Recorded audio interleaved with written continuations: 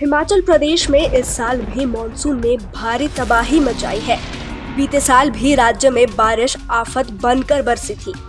भारी बारिश की वजह से राज्य की संपत्ति को भारी नुकसान पहुंचा था और इस साल भी ये सिलसिला बरकरार है। अब इसी के बीच मंत्रियों, विधायकों और सांसदों का आना जाना प्रभावित क्षेत्रों में जारी है। मंडी से सांसद कंगना रनौत की बात करें तो देर से ही सही, लेकिन अपने संसदीय क्षेत्र और हिमाचल की याद उन्हें आ चुकी है। जब हिमाचल प्रदेश में भीषण तबाही का मंजर देखने को मिल रहा था, तब सांसद कंगना रनौत दिल्ली में मौजूद थी और अब लगभग 5 दिनों का समय बीत जाने के बाद कंगना बीते कल ही हिमाचल पहुंच चुकी है और आज सुबह से ही लगातार प्रभावित क्षेत्रों का दौरा भी कर रही है।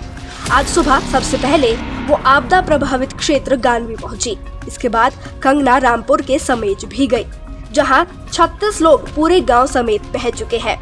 अब पीड़ितों का दुख बांटने के लिए कंगना खुद जाकर बातचीत भी कर रही है और इसी बीच प्रदेश सरकार पर आरोप लगाते हुए भी नजर आ रही है।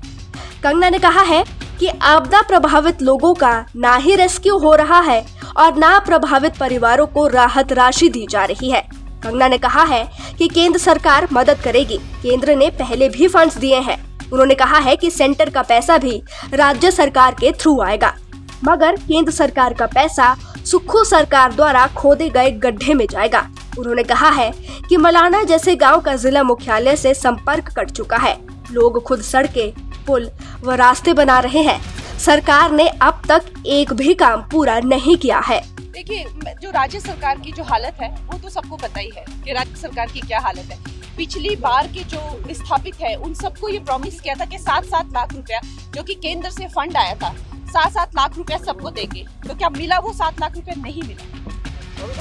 तो देखिए, तो मेरा कहने का यही मतलब है कि ये जो राज्य सरकार की ये जो करतूत है और इनकी जो ये अमानवीय जो इनकी जो करतूतें हैं, इनके दिल में कोई दया नहीं है, इनके दिल में कोई भाव नहीं है। कि मैं देख रही हूँ कि गांव के लोग खुद अपने हाथों से अपने पुल बना रहे हैं। नरेंद्र मोदी जी अवश्य ही, इसमें कोई दो राय नहीं है, नरेंद्र मोदी जी पैकेज भेजेंगे। उन्होंने पिछली बार भी भेजा था 1800 करोड़ का पैकेज भेजा था उन्होंने, अब भी भेजेंगे वो, और वो जाएगा सुक्खू जी को। लेकिन क्या वो विस्थापितों को देंगे? वो जो है उसकी मैं कहूँगी कि स्पेशल इंक्वायरी बिठाई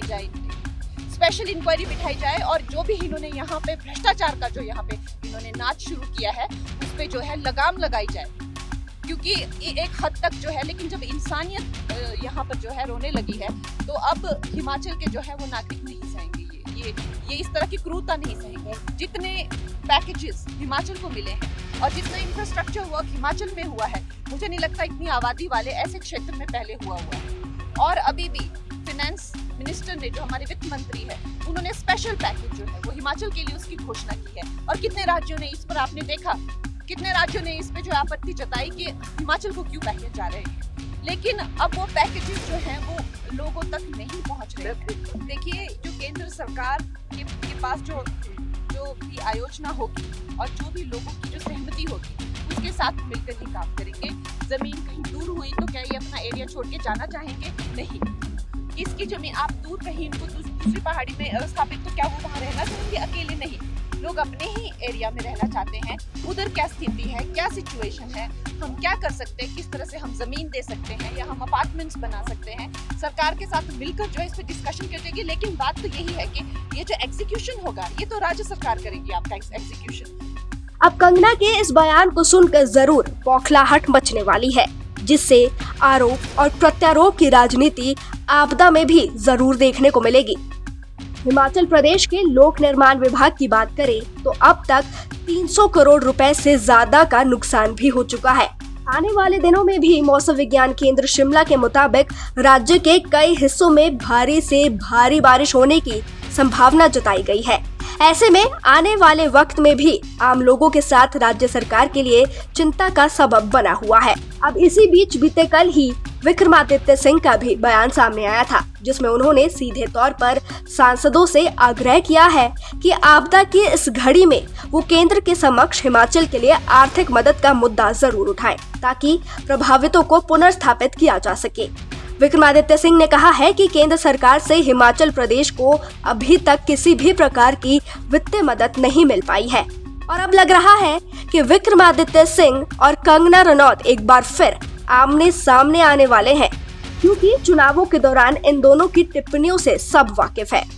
और जो हमारे 4 सांसद हैं, माननीय शिमला के, मंडी के, कांगड़ा के और हमीरपुर के, उनसे भी मेरा ये विनम्र निवेदन रहेगा कि आजकल लोकसभा जो है वो चली हुई है, तो वहाँ पर इस विषय को गंभीरता से उठाए, केंद्रीय मंत्रियों से मिले, प्रधानमंत्री जी से मिले, एक डेलीगेशन पूरा हमारे सांसदों का, चाहे वो राज्यसभा के हैं चाहे वो लोकसभा के हैं, कलेक्टिव तरीके से प्रधानमंत्री जी से मिले, इस विषय को गंभीरता से उठाए और हिमाचल के लिए सब्सटैंशियल रिलीफ जो है इस समय में मिलना चाहिए। इसके लिए हमको जो है दलगत राजनीति से ऊपर उठकर सब लोगों को काम करने की आवश्यकता है। तो मेरा ये भी विनम्र निवेदन रहेगा कि इस तरीके से कार्य करें ताकि लोगों को इस आपदा से जो है वो बाहर निकाला जा सके। केंद्र सरकार से भी ये निवेदन करना चाहूँगा, विनम्र निवेदन करना चाहूँगा कि अभी तक हमको NDRF में कोई सहयोग, पर्टिकुलरली इस जो अभी ये आपदा पिछले आपके 15-20 दिन में आई है, इसमें कोई भी सहयोग हिमाचल को अभी तक नहीं मिला है। हालांकि मुख्यमंत्री जी ने प्रधानमंत्री जी से भी टेलीफोन के ऊपर बात करी है और हमारे जो केंद्रीय गृह मंत्री है अमित शाह जी, उनसे भी बात करी है, मगर अभी तक हिमाचल को केंद्र से कोई भी सहयोग इस संदर्भ में नहीं मिला है। मौजूदा स्थिति की बात करें तो अभी बचाव कार्य चल रहा है। जिला मंडी के पधर में बादल फटने के कारण सड़क अब भी यातायात के लिए बंद पड़ी है, जिसे जल्द ही बहाल करने की कोशिश भी की जा रही है। इसके अलावा जिला शिमला और कुल्लू में भी राहत एवं बचाव अभियान जारी है।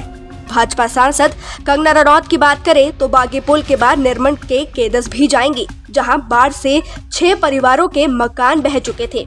इस दौरान कंगना प्रभावित परिवारों से मुलाकात करेंगी और उनका दर्द भी जानेंगी। आपको बता दें कि समेज, बागी पुल, चौहार घाटी और श्रीखंड में 55 लोग लापता हो गए थे।